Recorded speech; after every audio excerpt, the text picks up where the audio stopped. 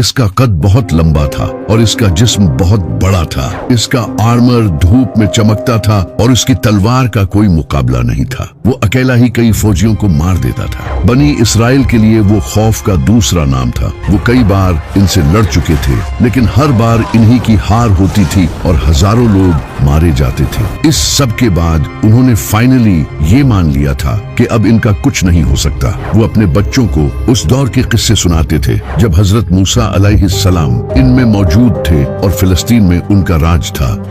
وہ بھی کیا دن تھے جب فلسطین پر ہمارا راج ہوا کرتا تھا۔ انہی بنی اسرائیل میں ایک نیک عورت بھی تھی جس کا نام ہنا تھا، جس کی کافی ٹائم سے کوئی اولاد نہیں ہو رہی تھی اور اس کی ایک خواہش تھی کہ اللہ اسے ایک بیٹا دے۔ ایک رات اس نے اللہ سے دعا کی، اے اللہ مجھے ایک بیٹا عطا کر، میں اسے پوری طرح تیری خدمت میں لگا دوں گی۔ اللہ نے اس کی یہ دعا قبول کر لی اور اسے ایک بیٹا عطا کیا۔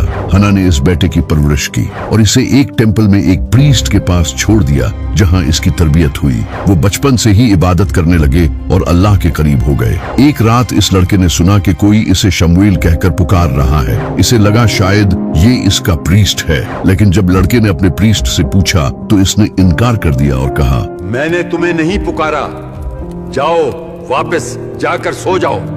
اس کے بعد اسے یہ آواز کئی بار دوبارہ سنائی دی اور اس نے اپنے پریسٹ کو بتایا تو وہ سمجھ گیا اور اس نے لڑکے سے کہا، یہ تمہارا رب ہی ہے جو تمہیں اس نام سے پکارتا ہے۔ جس کے بعد اس کا نام شمویل رکھ دیا گیا۔ پھر ایک دن اللہ نے حضرت شمویل پر پہلی وحی نازل کی اور انہیں اپنے نبیوں میں سے چن لیا اور ایک عظیم مشن دیا۔